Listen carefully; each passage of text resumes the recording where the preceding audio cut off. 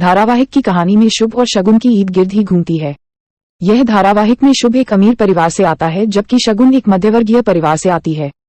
शुभ अपनी बहन नव्या से बहुत प्यार करता है और बहन के लिए कुछ भी कर सकता है, और इस तरफ से शगुन अपनी भाई युग से बहुत प्यार करती है। पर ब्रिजेश शुभ की दौलत हड़पना चाहता है, इसीलिए वो शुभ को हराने के लिए बहुत नाकाम कोशिश करता है। शुभ और शगुन एक दूसरे से गलती से मिलते रहते हैं। शुभ को शगुन से नफरत हो जाता है। उसी तरफ शुभ के बहन नव्या को शगुन की भाई से प्यार हो जाता है और वो शुभ से कहती है कि वो युग से प्यार करती है और उससे शादी करना चाहती है। पर शगुन को ये मंजूर नहीं थी, क्योंकि शुभ पैसे से परिवार बनाना चाहता है और वो उसकी बहन की शादी युग से करवाने के लिए कुछ भी करने को तैयार था। इसीलिए शगुन अपनी और अपनी भाई युग की शादी अशोक और रिया से जल्द करवाना चाहती थी।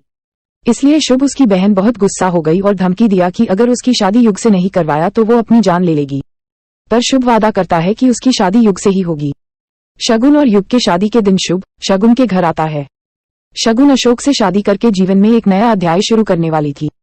शगुन की शादी अशोक से और युग का रिया से होने वाली थी, पर शुभ चालाकी से रिया की अपहरण करके उसकी जगह अपनी बहन नव्या को लाकर बैठा देता है। ये खबर अशोक को पता चला तो वो शगुन को बताने वाला था, तब शुभ अशोक का भी अपहरण कर देता है और अशोक की जगह शुभ आकर शादी के मंडप में बैठता है। शुभ शगुन और युग नव्या के शादी हो जाता है। शगुन को ये देखकर बहुत गुस्सा आता है और अशोक रिया बहुत दुख दे अपनी घर चले जाते हैं।